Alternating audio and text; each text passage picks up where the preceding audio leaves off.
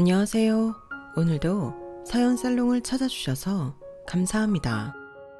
저는 결혼 6년 만에 이혼하고 지금은 친정엄마랑 공기 좋은 곳에서 예쁜 집을 짓고 전원 생활 중인 30대 후반 여성입니다. 꽃이 피는 계절이면 늘 떠오르는 기억이 하나 있는데요. 그건 바로 늘 건강할 줄만 알았던 저희 엄마가 뇌출혈로 쓰러졌다는 소식을 듣던 날이었어요. 그때는 정말 얼마나 놀랐는지 수술실 앞에서 부록을 코앞에 둔 오빠랑 끌어안고 아이처럼 엉엉 울었다니까요. 저희 남매한테 엄마는 세상에 존재하는 유일한 부모이자 저희 남매를 지탱해주는 기둥과도 같은 분이셨거든요. 저희 아빠가 제가 기억도 나지 않는 2살쯤에 지병으로 세상을 떠나셨는데 그 뒤 저희 엄마가 온갖 고생을 다 하시며 혼자 저희 남매를 키우셨어요. 그러면서도 저희 앞에서는 단 한 번도 힘든 내색을 하지 않으셨는데 원래가 성격이 유쾌하고 긍정적인 분이셔서 저희 세 식구는 가난했어도 늘 웃는 날이 많았더랬죠.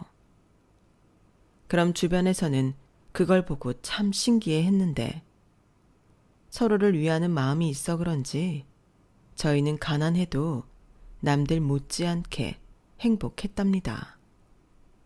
그리고 저희 엄마는 공부는 못해도 되지만 돈이 많건 적건 누구나 행복할 수 있다며 돈에 구애받지 말고 자신이 잘 할 수 있는 일을 하라고 가르치셨는데요. 그 덕에 저도 오빠도 어디 나가서 가난하다고 기죽지 않고 좋아하는 일에 매진하며 당당하게 잘할 수 있었어요. 그래서 오빠는 공부를 열심히 했고 저도 오빠 따라 공부를 하다가 일찍이 간호사의 꿈을 키우게 되었어요. 그리고 늘 바쁜 엄마한테 효도를 하고 싶었던 저희 남매였던지라 알아서 자기 앞가림도 참 잘했는데요. 나중에 오빠는 탄탄한 대기업급 중견기업에 취직을 했고 거기서 착한 새언니 만나 결혼했죠. 저도 간호사로 일하며 소개로 은행원이었던 남편을 만나 나름 결혼 잘했다는 소리 들으며 가정을 꾸렸는데 저는 처음부터 순탄하지는 않았어요. 시어머니가 제가 아빠 없이 자랐다는 이유로 저를 마음에 들어하지 않으셨거든요. 그렇다고 집에 돈이 많은 것도 아니니 저한테 간호사라는 직업 빼면 봐줄 것이 없다고 하셨는데 사실 결혼 전에는 저렇게 저를 많이 반대하는 줄 몰랐어요. 알았다면 아무리 남편이 좋아도 결혼하지 않았겠죠. 하지만 그때는 남편이 가운데서 저런 소재의 문제들을 전부 막았고 저는 그런 사실도 잘 모른 채 남편이 하는 말만 듣고 결혼식을 올렸어요. 그리고 어쩐지 저한테 곁을 주지 않는 시어머니를 보며 그때는 저를 싫어한다는 생각은 못하고 결혼하고 제가 열심히 노력하면 시어머니도 저를 예뻐할 거라고 말도 안 되는 희망을 품었었는데요. 지금 생각하면 그땐 제가 참 순진한 바보였어요. 어쩌면 결혼을 멈출 수 있는 기회가 그때였는지도 모르는데 저는 행복한 꿈만 꾸며 그렇게 제 인생을 시궁창 속인 줄도 모르고 내몰았어요. 그리고 나중에 알고 보니 남편이 저 아니면 어느 누구랑도 결혼하지 않을 거고 집도 나가 평생 독신으로 살겠다고 하니 마지못해 결혼을 허락했다는 걸 알게 되었죠. 결혼을 앞둔 예비 부부들이 그렇듯 그때는 저도 남편도 서로에게 심한 콩깍지에 씌어 있었거든요.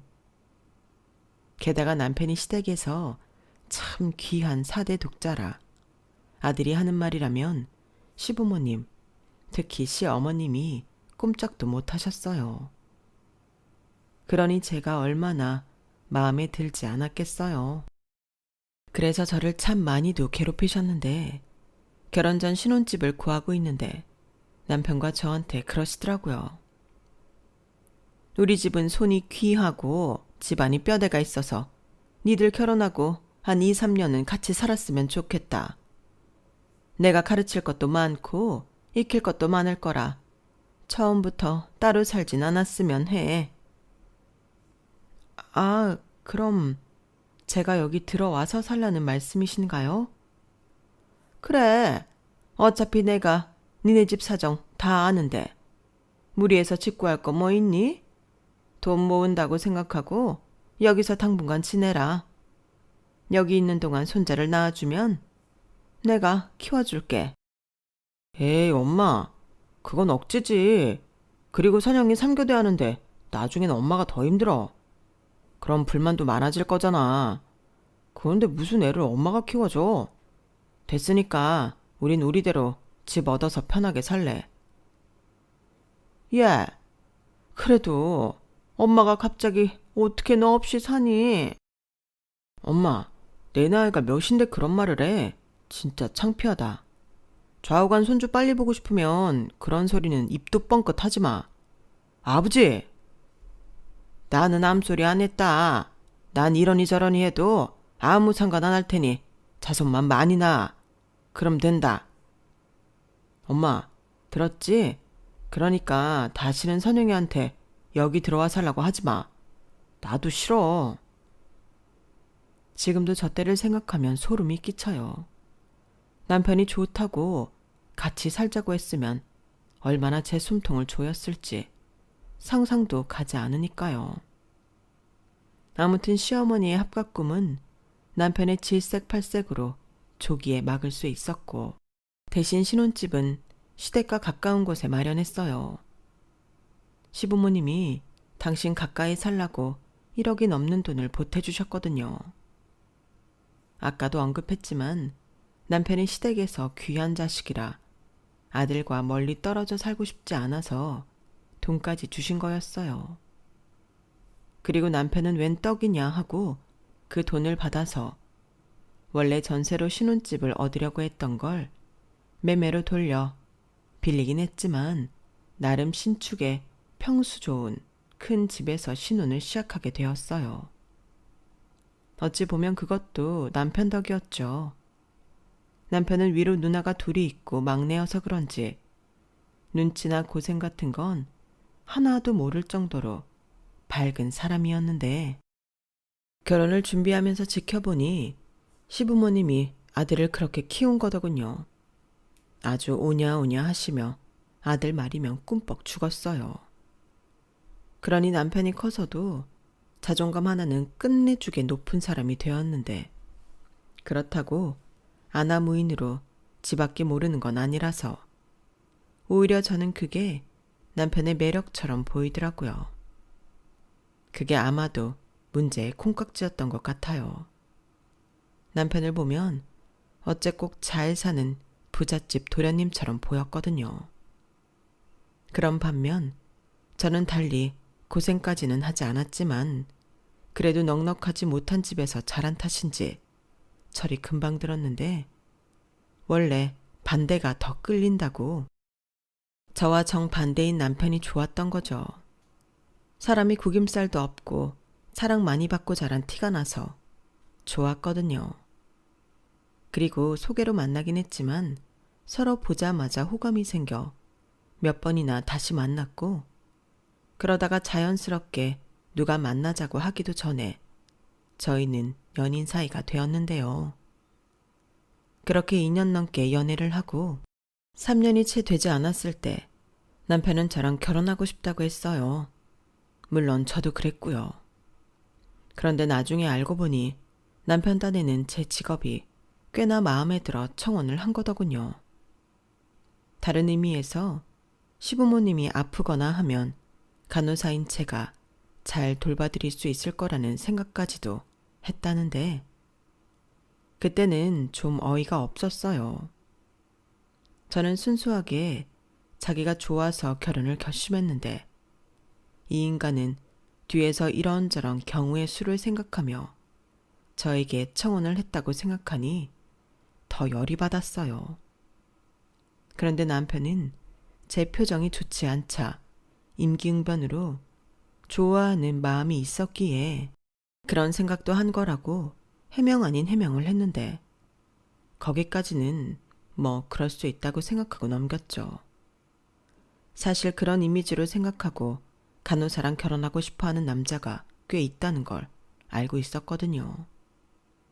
그리고 시부모님이 당장 어디가 아프신 것도 아니었기에 그 점은 깊이 생각하지 않고 넘겼는데요. 그렇게 시작된 결혼 생활은 나름 아무 문제 없이 행복했어요. 뭐 문제를 만들 만큼 저나 남편이 서로 바빠서 그럴 시간도 없었죠. 그러다 결혼하고 2년이 넘어가도 제가 3교대 근무로 너무 바쁜 나머지 아이 가질 엄두도 내지 못하자 시부모님의 불만이 극에 닿았는데요. 남편도 내심 아이를 갖고 싶었던 건지 결혼하고 계속 아이가 생기지 않자 조금씩 저를 대하는 태도가 변했어요. 심지어 제가 일부러 아이를 갖지 않으려 피임을 하는 줄 알고 있더라고요. 피임은커녕 저는 아이를 갖기 위해 몸에 해로운 건 일절 먹지도 가까이 하지도 않으려 애를 쓰고 있었는데 남편은 그런 저의 노력은 봐주지 않았어요. 그리고 아이 갖고 싶다는 게 진심이라면 일을 그만두라고까지 했는데 그때는 좀 고민스러웠죠. 물론 아이가 생겼다면 간호사 일이 많이 힘드니 휴직이나 퇴직을 생각했겠지만 아이도 생기지 않았는데 좋아하는 일을 그만두라고 하니 그건 좀 받아들이기 힘들었어요. 하지만 더 임신이 늦어지면 저도 많이 힘들 것 같고 간호사 일이 낮밤이 없이 돌아가니 그것 때문에 아이가 생기지 않는 것 같아 결국 저는 잘 다니던 병원을 그만뒀는데요. 임신을 하고 일을 쉬는 거면 복직에 대한 고민도 해볼 수 있을 텐데 저는 그게 아니었다 보니 어쩌면 제 일을 평생 못할 수도 있다는 생각을 갖고 휴직이 아닌 퇴사를 했죠. 하지만 계속되는 임신 실패에 심한 우울감이 찾아왔고 제가 애 낳는 기계도 아닌데 이렇게 임신만을 바라며 사는 게 맞는 건가? 회의감도 밀려왔는데 그런 우울감은 날이 갈수록 심해졌어요. 하루 종일 임신에 대한 압박으로 살았죠. 그러니 아이는 더 생기지 않았고 시부모님은 저를 무슨 죄인 보듯 하셨는데 시부모님의 성화에 임신에 좋다는 보약도 먹고 임신을 위해서는 거진 다 해봤던 것 같네요. 그리고 뭐 하나 되는 건 없었는데요. 그게 참 마음이 힘들더군요. 거기에 이젠 한 달마다 임신인지 비임신인지 시댁에 보고하는 것도 정말 못할 짓이었어요. 그도 그럴 게 임신이 안 되었다고 하면 시어머니는 너 정말 어디 하자 있는 거 아니냐? 그렇지 않고서야 어떻게 이럴 수가 있어. 남들은 둘 셋도 낳는데 내 아들이 뭐가 부족해서 애 하나도 못 낳는다는 거야. 라며 모든 원망을 저한테만 쏟아내셨는데 저는 정말 억울했죠. 저는 결혼하고 산정검사도 다 받았거든요. 하지만 남편은 그런 걸 검사하는 게 기분 나쁘다며 검사를 거부했는데 자꾸만 임신을 실패하니 남편 쪽이 의심되는 건 어쩔 수 없었어요. 그래서 불임일 수 있으니 제대로 된 검사를 받아보자고 몇 번이고 권해봤었는데요. 왜 자기가 임신 못하는 걸 나한테 그래? 나는 정상이야. 누굴 지금 씨 없는 수박으로 하나. 자기 이러는 거 굉장히 불쾌해. 이렇게 말하니 제가 할 수 있는 건 아무것도 없었어요. 그렇다고 시어머니한테 당신 아들이 아무래도 문제가 있는 것 같다고 말할 수도 없었는데 시어머님은 무조건 당신 아들한테는 문제가 없다고 생각하셨거든요. 그러니 저만 가운데에서 곤혹을 치러야 했는데 그러던 중 별 기대는 없었지만 꾸준히 넣던 청약에 당첨이 되었어요. 신혼부부 전용으로 넣었는데 그때도 워낙 결혼들을 하지 않아 저희한테도 당첨의 기회가 온 것 같더라고요. 하지만 문제는 당첨된 아파트가 지금 사는 동네보다 거리가 상당했다는 거였는데요. 시어머님은 저희가 청약에 당첨되어 대단지 아파트로 이사를 갈 수 있는 소식을 전해 듣고 기뻐하긴커녕 청약이고 뭐고 필요 없으니 이사 가지 말라고 하셨어요. 그 동네가 차로 가도 30분은 좋게 걸린다고 하는데 굳이 거길 가야 하니? 너 일부러 나랑 떨어져 살려고 먼 동네로 넣은 거지? 어머니 설마 그랬겠어요. 조금이라도 확률이 높고 동네 좋은 곳으로 넣었죠. 그리고 아이 낳으면 아무래도 더 좋은 곳에서 사는 게 낫잖아요. 그런 말은 애를 낳고 하든가. 그럼 내가 지금 집 얻을 때 내 준 반절 토로 내놔라. 내가 내 아들 가까이 두고 살려고 그 돈을 보탰지. 니들 종잣돈으로 쓰라고 돈을 보탰겠니? 저는 시어머니의 억지에 할 말은 많았지만 어차피 씨알도 먹히지 않을 거라서 아무 말도 하지 않았어요. 그 대신 남편한테 뭐 하나 보탬 없이 굳이 곧대로 전했는데요. 그건 남편이 정리하더군요. 그리고 저희는 2년 6개월 만에 청약 당첨된 아파트로 이사를 갔어요. 이런 말 참 모하지만 이사를 가니 그게 뭐라고 숨통이 좀 풀리는 것 같더라고요. 그리고 저희 엄마가 좋은 집으로 이사 가니 가전이나 가구 중에 원하는 거 바꾸라고 1,000만 원도 주셨는데 시어머님이 그걸 알고 받지 말라고 난리를 치셨어요. 니네 엄마가 아무래도 꼼수를 부리는 것 같다. 너희랑 같이 살고 싶으니까 몇 푼 되지도 않는 돈으로 환심 사려는 게 분명해.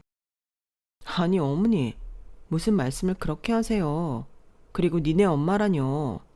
저희 엄마는 석호 씨한테 한 번도 니네 엄마라고 하신 적이 없는데 그렇게 말씀하시면 어떡해요? 내가 뭐 니네 엄마를 니네 엄마라고 하지 우리 엄마라고 하니? 차오간 그 돈 절대 받지 마. 너 내 말 무슨 뜻인지 알겠지? 나는 우리 아들이 장모 모시는 꼴은 절대 못 본다. 상견례 때 하신 말씀 지키라고 해.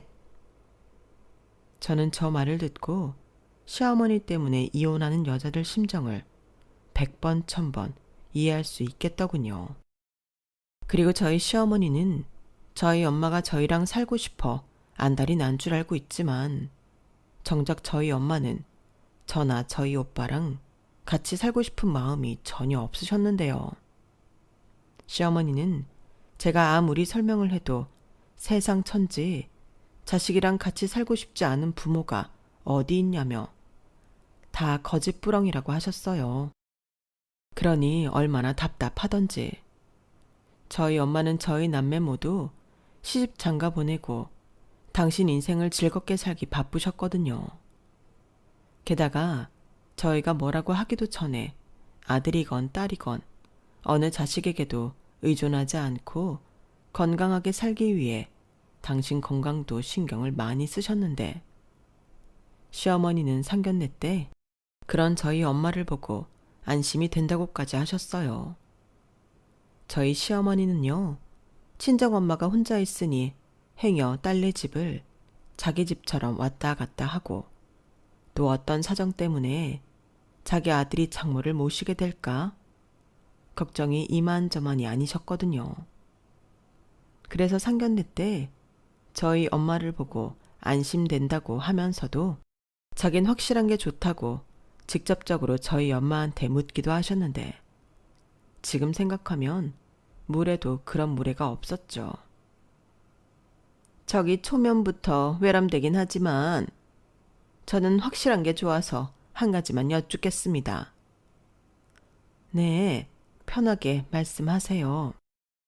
다른 건 아니고 저는 제 아들이 장모 혼자 있다고 모시거나 책임져야 하는 일은 결사 반대예요. 서운하게 들리실 수도 있지만 입장 바꿔놓고 생각하시면 사부인도 저를 이해해 주실 거라 생각합니다. 그래서 여쭙는 건데 나중에 나이 더 잡수시면 어떻게 하실 생각이세요? 아, 저요? 그런 거라면 염려 마세요. 저는 지금도 친언니랑 아랫동생이랑 한 동네에서 살고 있고요. 나이를 더 먹더라도 애들이랑 어쩌고 싶은 생각은 없습니다. 저도 불편하고 애들도 불편하지요. 그래서 몸에 좋은 거 많이 먹고 운동도 해요. 애들 신세 안 지려고요. 그거 참 현명하시네요. 이렇게 확답을 들으니 제 마음이 참 시원합니다. 사실 바깥사돈이 안 계셔서 제가 걱정이 많았거든요. 그래도 제 아들이 따님이 아니면 안 된다고 하도 고집을 부리니 어쩔 수가 있나요? 자식 이기는 부모 없다고. 저도 남편도 어쩔 수 없죠. 다만 그게 목구멍에 박힌 가시 같아서 여쭈어봤어요. 됐네요. 그럼 애들 결혼시키시죠. 무슨 허가를 받은 것도 아니고 시어머니는 웃는 모습으로 저희 엄마한테 저런 무례를 서슴지 않으셨어요. 하지만 저희 엄마는 괜히 꿍한 사람보다는 저렇게 솔직하게 터뜨리는 사람이 더 쉬운 법이라며 괜찮다고 하셨는데 저는 참 나쁜 딸인 게 저희 엄마가 괜찮다고 하니 괜찮은 줄 알았죠. 그리고 그땐 남편이 지금 같지 않을 때라 자기가 먼저 제 기분 나쁠까봐 선수치듯 아우 참 우리 엄마도 진짜 못 말려. 저런 말을 뭐하러 굳이 한대? 자기 기분 나빴지? 장모님도 기분 나쁘셨으면 어떡하냐? 나 점수 따야 하는데. 내가 이제부턴 진짜 약속하는데 우리 엄마가 저런 말하게 두지 않을게. 나만 믿어. 우리 엄마 내가 하는 말이면 꼼짝 못하거든. 라고 했었는데 그때는 바보처럼 남편을 믿었네요. 하지만 그렇게 믿었던 남편은 계속되는 임신 실패에 사이가 멀어지게 되었고 사이도 좋지 않은데 그 사이에서 자연적으로 아이가 생기는 일은 마치 로또를 사지 않았음에도 당첨을 기대하는 것과 같은 일이었는데요. 하지만 시부모님은 계속해서 임신을 못하는 건 저 때문이라며 저만 잡으려 하셨고 참다 못한 제가 남편과 사이가 별로라 더 임신이 어렵다고 말해버렸어요. 그러자 시어머니는 그것도 제가 잘못한 거라고 하더군요. 지 서방 마음도 못 잡는 게 무슨 마누라야. 남자들 밖에서 딴짓하는 거 그거 다 마누라가 서방 간수를 못해서 벌어지는 거다. 네가 남편이 둘이냐 셋이냐? 내가 반대할 때는 둘이 추워 죽는다고 난리 버거지를 피우더니 이젠 뭐? 내 아들이랑 사이가 안 좋아서 애가 안 생겨? 야, 나 때는 남편이랑 원수지간이라도 애만 잘생겼어. 도대체 저건 또 무슨 말인지. 저는 듣고도 제 귀를 의심했어요. 그리고 남편 놈은 자기 엄마가 저렇게 말도 안 되는 억지로 저를 괴롭힌다는 걸 알면서도 모른 척 했는데요. 손바닥도 마주쳐야 소리가 나는 건데 왜 임신을 못하는 게 저 혼자만의 잘못이 되는 건지. 그때는 임신이고 나발이고 그냥 이혼하는 게 낫겠다고 생각했어요. 그래서 실제로 합의 이혼 신청서도 갖고 와서 이혼하자고 남편 앞에 몇 번이나 내밀었는데 자기가 왜 이혼을 하냐며 남편은 제가 가지고 온 이혼 신청서를 푹푹 찢어버리더군요. 그러면서 애만 생기면 우리 부부 사이는 아무 문제가 없다며 자기 부모님도 제가 애만 낳으면 지금처럼 함부로 하지 않을 거라고 했는데 애가 무슨 부적이나 방패도 아니고 이젠 제가 아이를 갖기가 싫어졌어요. 그래서 그날 이후로는 임신은 생각도 하지 않게 되었고 무너졌던 제 마음과 자존감을 회복하려 많은 시간을 투자했는데 그런 노력의 시간이 쌓이니 조금씩 빚을 발휘하더군요. 그래서 이참에 다시 복직을 하기 위한 준비에 들어갔는데요. 그러던 중 하늘이 무너지는 소식을 듣게 되었어요. 그건 바로 저희 엄마가 쓰러졌다는 연락이었죠. 앞서 말했듯 저희 엄마는 너무나도 자기 건강에 신경을 많이 쓰는 사람이라 그 연락을 받고 얼마나 놀랐는지 모르는데요. 이모도 도통 저희 엄마가 왜 쓰러졌는지 이유를 모르겠다고 하셨어요. 야야, 이게 다 뭔 일이고? 네 엄마처럼 건강한 사람이 또 어딨다고? 세상 천지 이런 일이 다 생기냔 말이다. 내가 지금도 가슴이 벌렁거려서 숨도 제대로 안 쉬어진다. 같이 좋다고 꽃구경 갔는데 네 엄마가 픽 하고 쓰러집있다. 여 병원에서는 수술도 못 한다고 하고 참말로 손도 못 쓰고 내 상 치르는 줄 알고 얼마나 놀랐는지 아나? 네 버뜩 뛰어온다. 네 오빠도 지금 오고 있다. 저는 이모의 전화에 정신줄 놓은 사람처럼 신발도 짝짝이로 신은 줄도 모르고 병원으로 뛰어갔어요. 그리고 병원에 도착하니 이모 말처럼 오빠가 미리 와 있었는데 오빠가 그랬어요. 엄마가 뇌출혈로 쓰러지셨다고요. 엄마가 전에 설산 등산을 하시다 넘어진 적이 있대.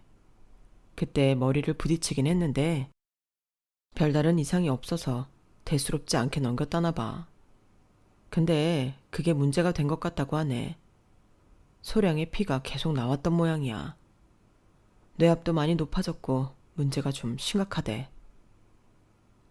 오빠한테 저 말을 듣는데 솔직히 귀에 하나도 들리지 않았어요. 그리고 출혈량이 상당히 많아서 수술도 오래 걸렸는데 그 시간이 오빠랑 저에겐 끔찍하도록 길었었죠. 그리고 정말 생각하기도 싫지만 엄마가 이대로 세상을 떠나실까 무서워서 오빠랑 저랑 한참을 울었는데요. 다행히 수술은 잘 끝났다고 의사 선생님이 말씀하시더라고요.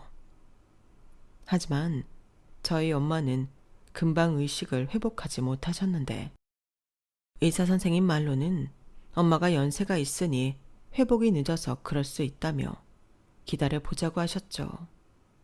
그리고 그 뒤 보름이 조금 넘어 저희 엄마는 기적처럼 의식을 회복하셨는데요. 후유증인지 편마비가 왔어요. 그러니 본인 스스로 움직이는데 많은 어려움이 있었고 저는 아무래도 오빠는 직장도 다녀야 하고 힘드니 제가 엄마의 병간호를 하겠다고 자처했는데 시어머님이 그 소식을 듣고는 안 된다고 또 난리를 치시더군요. 물론 처음부터 그러진 않았어요. 처음엔 저희 엄마가 쓰러졌다는 말에 많이 놀라셨다고 하면 마음에도 없는 걱정 섞인 말과 위로의 말을 하셨는데 이내 자기가 무슨 의사 선생님처럼 매일매일 저희 엄마 상태와 치료 계획을 물으시더군요. 저는 처음엔 단순하게 시어머님이 걱정하셔서 그런 줄 알고 의외의 모습이다 하며 내심 감사한 마음도 있었는데 시간이 지나면 지날수록 시어머님의 걱정은 저희 엄마의 걱정이 아닌 자기 아들 걱정이었어요. 예, 오늘도 사부인 재활치료 잘 받으셨니? 그거 힘들고 귀찮아도 죽기 살기로 받아야 한다더라. 편마비도 치료 잘 받으면 어느 정도는 회복할 수 있대. 워낙 혼자서 잘 살던 양반인데 지금 얼마나 괴로우시겠니? 병원에 있는 동안 회복을 해야 딸네 집에 가겠다는 말을 안 하시지. 네? 그게 무슨... 아니, 그니까 내 말은 뭐든 병원에 있을 때 끝내야 한다는 거야. 괜히 집에 모셔가서 너 힘들고 내 아들 힘들게 할 거 뭐 있니? 어머니는 지금 이 순간도 그 걱정하기 바쁘신 거예요. 제가 저희 엄마 저희 집에 모시고 갈까 봐요. 그래, 막말로 니네 엄마가 약속한 부분이잖아. 아님 장남이 엄마를 모셔 가야지. 며느리도 있는데. 그래도 그게 아니죠. 저희 엄마도 여잔데 그러고 싶겠어요. 그리고 저는 어머니나 저희 엄마나 똑같은 상황이라도 제가 할 수 있는 한 해드리고 싶어요. 그래도 제가 다른 일반 사람보다는 낫잖아요. 얘는 무슨 그런 재수없는 말을 해. 넌 멀쩡한 시애미가 네 엄마처럼 됐으면 좋겠냐? 그리고 잠만 말고 너는 무조건 니네 엄마 오빠네한테 밀어. 내 아들이 내일 모레 40인데 불편하게 몸도 성하지 않은 장모 뒤치다거리를 해야겠니? 설마요. 그이가 하긴 뭐래요. 해도 제가 다 하죠. 물론 한 집에 있게 된다면 그이도 좀 불편할 수 있겠지만 제가 중간에서 잘하면 된다고 생각해요. 어머니, 정 그러시면 아예 제가 저희 엄마 집에 가서 저희 엄마 보살펴 드릴게요. 그건 괜찮으시죠? 뭐? 뭐가 괜찮다는 거야? 그럼 너 니네 집에 가 있는 동안 내 아들은 어쩌라는 거야? 밥이랑 빨래랑 그런 건 다 누가 해? 네가 왔다 갔다 하면서 다 할 거야? 설령 그렇게 한다고 해도 나는 싫다.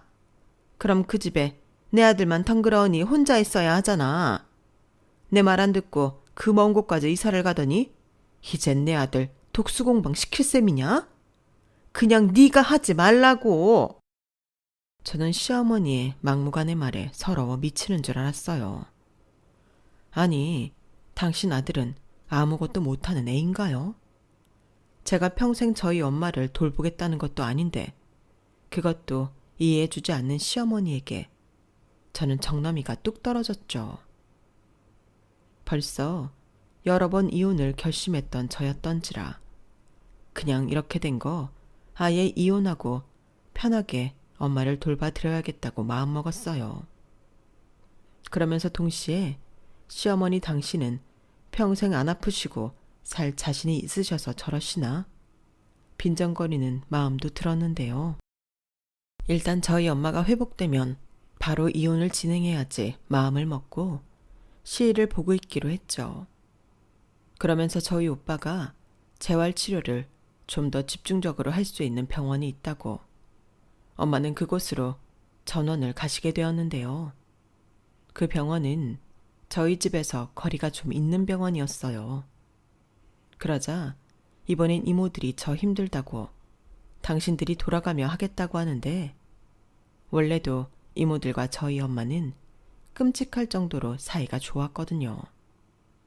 그 덕에 저도 좀 몸과 마음을 추스릴 수 있었고 새언니까지 저희 엄마 돌봐드리는데 참여해 주셔서 감사하게도 저희 남매는 다른 사람 손 빌리지 않고 저희 엄마를 케어할 수 있었는데 그런 가족들의 마음을 알아서인지 저희 엄마가 정말 재활치료에 열심히셨어요. 아무래도 본인이 많이 불편하고 평생 장애를 안고 살게 될까봐 걱정을 많이 하신 것 같았는데요. 본인 의지가 있어 그런지 회복에도 탄력이 붙어서 예전에 비하면 엄청 좋아지셨어요. 그리고 곧 퇴원 이야기도 나오게 되었는데 저희 엄마가 자기는 퇴원해도 절대 저나 오빠 집에는 가지 않겠다고 하시더군요. 엄마, 그러지 말고 엄마 편하게 집에 가자. 대신 내가 엄마 회복될 때까지 옆에서 간호할게. 간호사 딸 둬서 뭐해? 이럴 때 써먹어야지. 됐다. 너는 네 신랑이나 챙겨. 나는 이모들도 있고 네 올케 언니도 있어. 김 여사, 큰일 날 소리 하네. 어디 며느리한테 병간호를 시키려고 그래. 요즘 그럼 큰일 나는 거야. 아니, 딸인 내가 하겠다는데 왜 며느리를 찾아? 그런가? 좌우간 나는 싫다. 그럴 마음 없으니까 너 딴 생각하지 마. 저희 엄마는 마치 제가 무슨 생각을 하고 있는지 다 아는 사람처럼 그렇게 말했어요. 그리고 그 순간은 엄마면 저렇게 자식 얼굴만 봐도 자식이 무슨 생각을 하는지 아는 걸까 하는 생각을 했었는데 그게 아니더군요. 야야, 내가 진짜 네 엄마가 암소리 하지 말라 해서 입 꾹 닫고 있으려고 했는데 속에서 천불이 나가 도저히 가만 못 있겠다. 왜? 엄마한테 무슨 일 있어? 그게 아니고 네 시어매가 네 엄마한테 전화해서 딸네 집에 가지 말라고 했다. 그게 무슨 추태냐고. 요양원 같은 데로 가든가 아들네 가라고 하는데 진짜 내가 그거 보고 한 소리 할라 했더만 네 엄마가 하지 말라고 했어서 참았다. 뭐? 정말이야? 그럼 내가 니한테 한가하게 농담이나 씨부리나. 니는 어떻게 된 게 그딴 집에 시집을 갔노? 그래서 네 엄마가 지금 니한테 간병 안 받겠다고 저러는 기다. 그러고 내 생각도 그렇다. 내 동생 내가 알아서 할 테니까 너는 신경 끄삐라. 그러고 네 시어매한테 절대 그런 일 없으니까 다신 그딴 전화 내 동생한테 하지 말라고 콱 못을 박아삐라. 알았나? 저는 이모의 말을 듣고 어떻게 사람이 그럴 수 있나 이가 갈렸어요. 그래서 남편한테 바로 이야기했고 남편은 처음엔 에이 설마 진짜 우리 엄마가 그랬다고? 말도 안 돼. 우리 엄마가 마음이 얼마나 약한데. 라며 절대 아니라고 펄쩍 뛰며 뭔가 오해가 있는 것 같다고 했는데요. 이내 남편이랑 같이 사실 확인하러 시댁으로 가니 시어머니는 좀 당황하는 기색을 보이다 곧 자기 입으로 이실직고 하셨어요. 그래, 내가 했다. 너 하는 꼴을 보니 도저히 안 될 것 같아서 내가 나섰어. 며느리도 자식인데 내가 막아야지. 누가 막니? 뭐라고요? 며느리도 자식이라 그러셨다고요? 저는 저희 엄마 돌봐드리는 거 전혀 싫지 않은데요. 너는 어떻게 된 게 너만 생각해? 그럼 우리 아들은? 우리 아들도 좋다고 했어? 왜 그런 중요한 문제를 너 혼자 결정하는데? 내가 미리 말했잖아.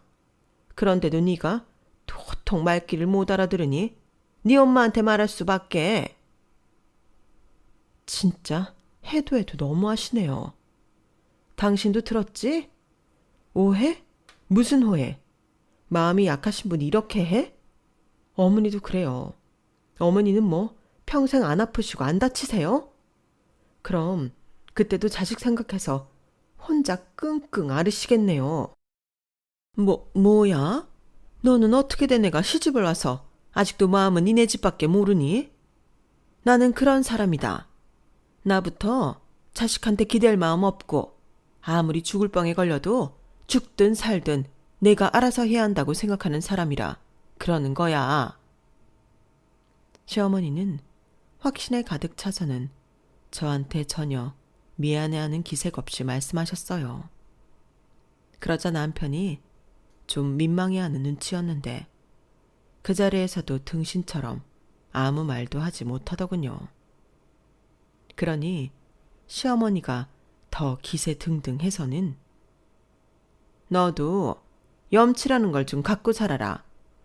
아빠 없이 자란 너를 내가 며느리로 받아주고 애도 못 낳는 걸 내쫓지도 않고 있는데 그럼 엄마라는 사람이 죽을 때까지 건강이라도 해야지. 왜 아프고 난리야? 그리고 내가 다른 거면 말도 안 해. 마비라니. 그럼 자기 혼자 움직이지도 못하고 평생 다른 사람 손 필요할 텐데 나는 그 꼴은 못 본다. 이렇게 구질구질하게 사실 바에는 그냥 고통 없이 돌아가시면 좀 좋니? 저는 시어머니의 도가 지나친 말에 미친 사람처럼 소리를 질렀어요.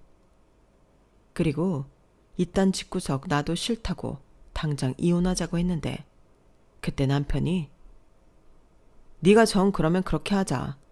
나는 그동안 그래도 자기랑 살려고 최선을 다했어. 근데 이제는 자기가 너무 힘들어하니까 내가 그렇게 해줄게. 라고 하는데 하나도 고맙지 않았어요. 오히려 재수가 없더라고요. 저는 그 순간 남편의 생각을 모조리 읽을 수 있었거든요.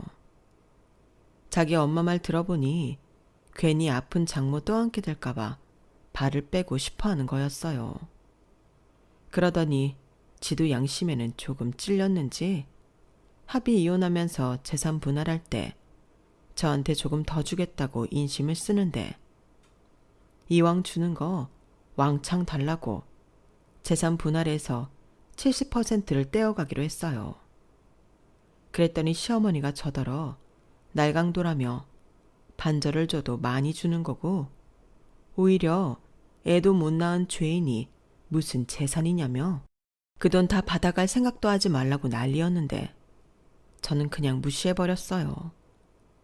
그리고 하루라도 빨리 그 집에서 나가려고 하니 남편, 아니 이젠 전 남편이 된 그놈이 그러더군요.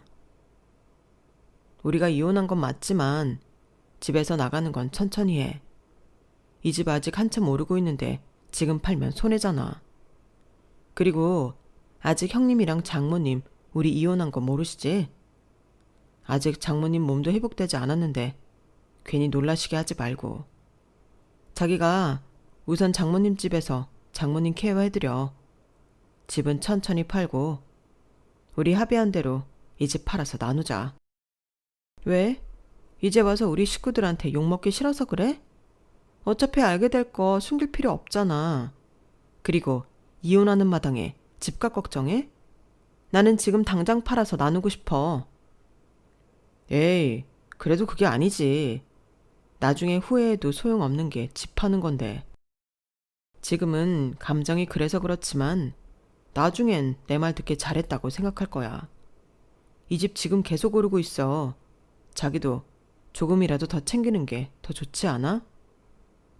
아니, 나는 돈보다 하루빨리 너랑 니네 식구랑 깔끔하게 끝내고 싶어. 소원대로 해줄게. 그리고 뭐 우리가 같이 사나? 자긴 우선 바라는 대로 장모님 집에서 편하게 있어. 그리고 적당할 때 집 팔아서 분할하자고. 그냥 투자했다고 생각해. 어차피 이 집 명의 내 거잖아. 저는 끝까지 치사하게 나오는 남편놈을 보고 이가 갈렸어요.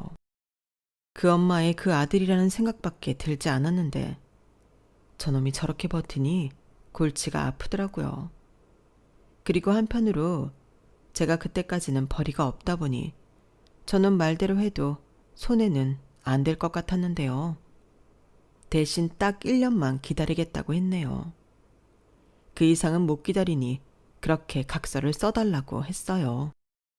각서를 어길 시 제가 아파트 판 돈을 모두 받는 걸로 조건도 달았고요. 그리고 그 인간은 그럼 합의 이혼을 했지만 1년 동안 저희 식구들한테 이혼했다는 사실은 비밀로 하자고 했는데 저도 좋다고 했어요. 솔직히 저희 엄마가 걱정하는 것도 싫었거든요. 그러자 이 인간이 이혼하고 나서는 저희 엄마한테 전화도 잘하고 입에 발린 말도 엄청 잘했는데 그 덕에 저희 엄마는 당신 집에서 저랑 마음 편히 지내실 수 있었어요. 그리고 8개월 정도 정말 열심히 재활치료를 받고 운동도 하니 놀라운 회복을 보이셨는데요. 거진 정상적인 일상생활이 가능할 정도로 움직일 수 있게 되셨어요. 물론 빨리 움직이거나 뛰는 건 불가능했지만 혼자 화장실도 다녀오실 수 있고 산책도 슬슬 할 수 있게 되셔서 저랑 오빠가 얼마나 기뻤는지 몰라요. 저희 엄마가 이렇게까지 좋아지신 데는 이모와 올케 언니의 정성 그리고 모든 비용을 다 댄 오빠의 노력이 있었는데 저희 엄마는 저한테 제일 많이 고맙다고 하시더군요. 그러면서 정서방만한 사람이 없다며 어떻게 싫은 내색을 한 번도 안 할 수가 있냐고 하시는데 그때는 더는 숨기고 싶지 않았어요. 엄마는 왜 나한테 우리 시어머니가 전화해서 막말했다고 얘기를 안 해? 뭐? 그런 일이 있었나? 엄마는 모르겠는데? 거짓말하지 마. 큰이모한테 다 들었어. 언니도 참, 내가 말하지 말라고 그렇게 부탁을 했는데 너한테 얘기를 했어? 설마 너 그래서 일부러 엄마 집에 있겠다고 한 거야? 아니, 뭐 그런 것도 있고. 실은 그 일로 나 이혼했어. 뭐? 이혼을 했어? 합의 이혼한 지는 좀 됐는데 엄마 놀랄까 봐. 야, 아무리 그래도 그렇지. 어떻게 그런 일을 엄마한테 말을 안 해? 엄마 때문이야? 아니야. 내가 그 사람들 때문에 너무 힘들어서 그래. 나 사실 말은 못했지만 계속 힘들었어. 애 안 생기는 것도 그렇고, 시어머님이 아빠 없이 자라서 그렇다고 막말하는 것도 듣기 힘들고. 그래서 엄마 쓰러지기 전부터 헤어지려고 했어. 선영아, 우리 딸, 엄마는 그런 줄도 모르고 미안해.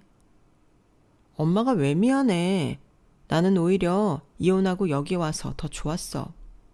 신경 쓸 것도 없고 눈치 볼 사람도 없고 엄마랑 하루 종일 붙어 있으니까 너무 좋던걸. 저희 엄마는 미안해서인지 아니면 속상해서인지 아무 말도 하지 않고 눈물을 보이셨어요. 그리고 그 눈물을 보며 저는 엄마를 위해서라도 더 행복해지고 더 잘 살자고 다짐하게 되었는데요. 그러기를 며칠 뒤 유난히 눈도 많이 내리고 추웠던 겨울이 되었죠. 그 겨울만 지나면 그 집을 팔고 재산 분할을 하기로 했는데 뜻밖의 연락에 저는 다시금 한번 놀라고 말았어요. 그렇게 자기는 절대 아프거나 다칠 일 없다는 식으로 말하던 시어머니가 집 앞 삼거리에서 무단횡단을 하다 크게 사고가 났다고 하더군요. 저한테 연락을 한 사람은 남편의 바로 위 형님이셨어요. 옳게, 내 말 들었지? 지금 당장 병원 좀 가봐. 어머니 병간호할 사람이 없어서 난리야. 형님, 얘기 못 들으셨어요? 저 이제 그 집 며느리 아니에요.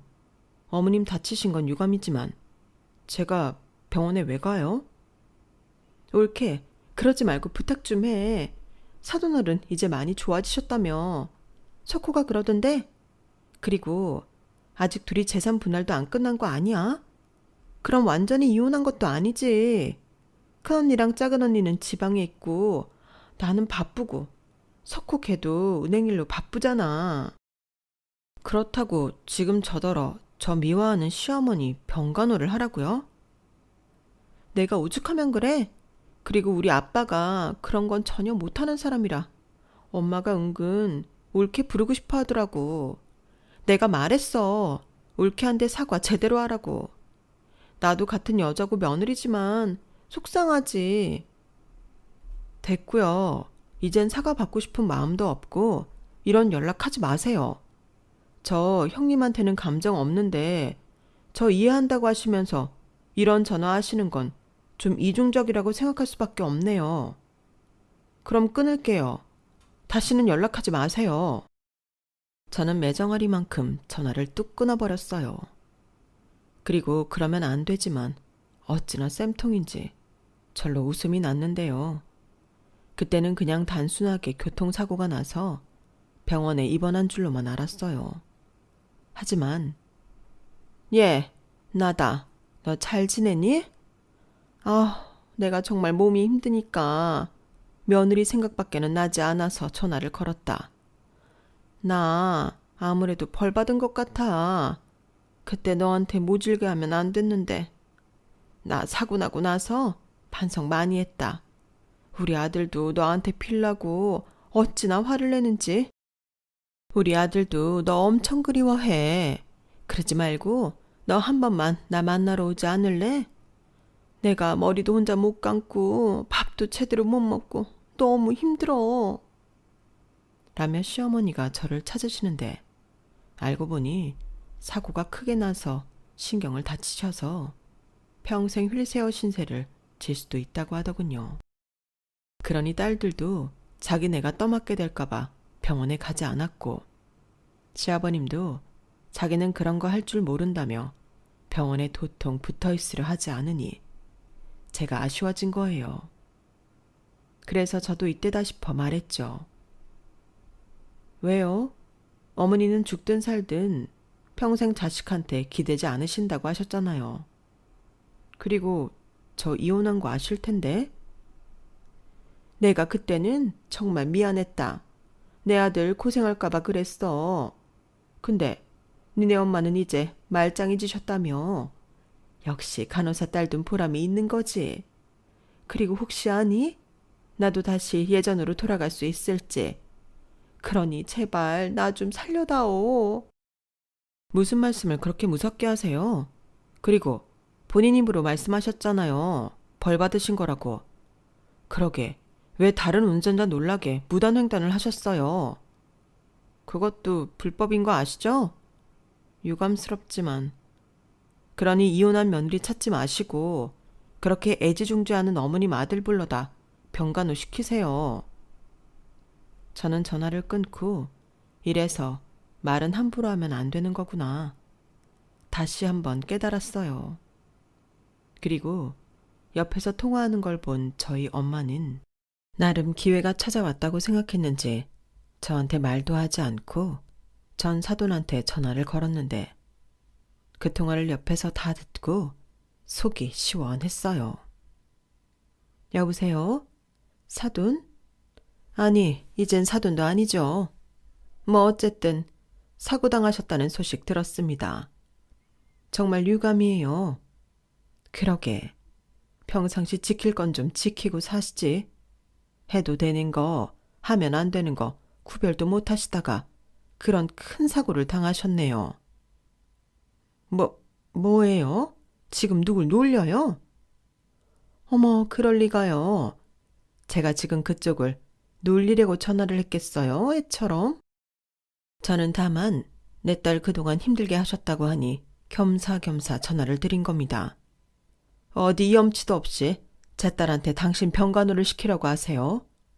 똥인지 된장인지 먹어봐야 맛을 압니까? 저한테 그러셨잖아요. 자식한테 기대는 것만큼 추한 게 없다고. 정말 추하시네요. 그리고 나야 딸도 아들도 지들이 옆에서 병간호한다고 난리였는데 그쪽은 그렇지도 않죠? 그러게 왜 그렇게 사셨어요? 남편도 있는 옆편네가. 아니 이 여자가 당신 지금 불난 집에 기름 붓는 거야 뭐야? 맞아요. 기름 붓는 거예요. 아주 속에서 활활 타라고.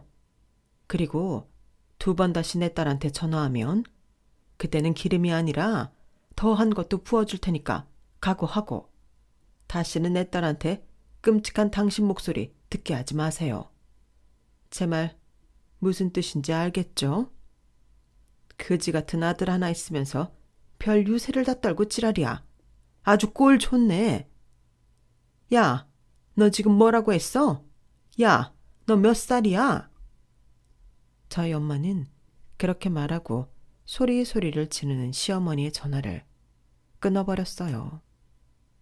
그리고 열받은 시어머니는 저한테 계속 전화를 걸었는데 저는 아예 핸드폰 전원을 꺼버렸죠. 그러자 다음 날 문자며 음성 메시지며 살벌하게 그지 없었는데 전 남편과 재산 분할할 시기가 다가왔죠. 그러자 그놈도 저한테 이젠 집 한 돈을 주기가 아까운지 자기가 지금 사정이 좋지 않아서 시일을 좀 미루자는 등 말도 안 되는 요구를 하기 시작하는데 그럼 알겠다고 했어요. 각서의 날짜를 못 지키면 제가 100%다 가져가기로 했으니 아쉬울 게 없었죠. 하지만 그놈은 지가 각서를 써주고도 그걸 까먹은 모양이었는데 저는 일부러 알려주지 않았어요. 그리고 그 시기를 지나서 슬쩍 그 각서를 보여주며 법적으로 청구했는데요. 재산 분할과 더불어 위자료가 포함된 금액으로 저는 거의 수십억 소송을 걸었어요. 물론 전 남편 놈은 난리가 났죠. 너도 참 사람이 어떻게 그럴 수 있냐? 지금 내 상황 몰라서 그래? 알아. 근데 뭐, 이혼 앞마당에 그런 것도 내가 생각해줘야 해? 그러게. 그냥 내가 처음에 빨리 팔자고 할 때 그러지 그랬어. 그럼 그냥 난 더럽고 치사해서 반절만 받고 말았을 텐데. 너 정말 최악이다. 우리 엄마 그렇게 된 거 뻔히 알면서. 그래. 내가 지금 얼마나 속으로 좋아 죽겠는지 알아? 당신 엄마가 나한테 한 짓을 생각해. 우리 엄마한테 했던 짓을 생각하고. 됐으니까 난 법으로 할 거야. 그런 줄 알고 있어. 저는 그렇게 법으로 그놈을 완전 개털로 만들어버렸어요. 그놈 엄마가 저한테 보낸 문자와 음성 메시지가 있으니 소송이 한결 수월하더라고요. 그리고 저는 뜻밖의 정말 평생 만져보지도 못할 수십억을 손에 넣었는데요. 씁쓸하기도 하고 제대로 지난 날에 대한 보상을 받은 기분도 들고 기분이 묘하더라고요. 그놈은 저한테 재산 다 뺏긴 게 억울한지 눈이 완전히 뒤집혀 자기 엄마를 달달 볶는 것 같은데 저는 그러거나 말거나 했죠. 이제 와서 잘못했다고 빈들 무슨 소용이 있나요? 그 사과도 돈 때문에 하는 거잖아요. 그래서 평생 들을 욕 다 듣고 그들과 손절했죠. 그리고 그 돈과 엄마가 살고 있는 집을 팔아 남해의 동화 같은 곳에서 아담한 집을 지어서 지금까지 살고 있는데요. 하루하루가 너무 행복합니다. 여긴 정말 사계절이 따뜻하고 여유가 넘치는 곳이에요. 서두를 필요도 없고 급한 것도 없고 무엇보다 걱정했는데 텃세도 없더라고요. 그러니 이모들이 자기들도 내려와 살겠다고 노래를 하는데 지금도 거의 내려와서 살다시피 하고 있어요. 정말이지 못 말리는 새 자매라니까요. 그리고 저는 작은 병원이지만 취직해 이젠 가정의학과 병원 간호사로 일하고 있는데요. 어르신들이 어찌나 예쁘다고 칭찬을 해주시는지 이러다 공주병에 걸릴 판국입니다. 평생 들을 칭찬을 여기서 다 듣고 있거든요. 누구한테는 평생 들을 욕만 듣고 살았는데 사람 인생 참 알다가도 모를 일이에요. 그러니 저는 더더욱 여길 떠날 마음이 없어서 살고 있는데 저희 엄마는 그런 제가 안쓰러운 모양입니다. 자기 때문에 이혼하고 혼자 외롭게 산다고. 그래서 이젠 더 보란듯이 연애도 하고 즐겁게 살려고요. 제가 즐겁게 살아야 저희 엄마가 걱정을 안 하실 것 같거든요. 그리고 지금도 전에 없이 충분하게 즐겁게 지내고 있는데 저랑 이혼한 그놈은 아닌지 가끔 술 먹으면 그렇게 전화를 해서 미안하다고 사랑한다고 별치라를 다 떨어요. 아무래도 돈도 다 뺏기고 시어머니 증세가 호전되지도 않고 옆에서 케어할 사람이 없으니 더 저만 찾는 것 같은데 그 두 사람이 좀 나아질 수 있을까요? 제가 많이 못돼 보이시나요? 그래도 어쩔 수 없어요. 나쁜 사람은 나쁜 사람이 상대해야 한다는 걸 그때 배웠거든요. 그리고 다른 사람한테는 절대 그러지 않을 건데요. 왜 가는 말이 고와야 오는 말이 곱다고 하잖아요. 저는 저랑 저희 엄마한테 잘해주시는 분들에게 더 많이 잘해드릴 생각입니다. 아니, 나쁘게 하지 않는 난 저는 다 잘해드리고 싶어요. 그게 제 진심이거든요. 간호사가 되었을 때 가졌던 마음이기도 하고요. 그러니 앞으로는 제 신념대로 멋지게 또 행복하게 살아갈 생각입니다. 이곳에서는 충분히 그렇게 살 수 있을 것 같아요. 지금까지 긴 사연 함께 해주셔서 감사합니다. 항상 건강하시고 행복하세요. 오늘은 어제보다 더 행복하시길 바라며 저는 이만 마지막 인사를 드리겠습니다. 안녕히 계세요. 여러분, 사연 댓글에 응원과 현명한 조언 부탁드려요. 좋아요와 구독은 저에게 큰 힘이 됩니다. 오늘도 좋은 일 가득하세요.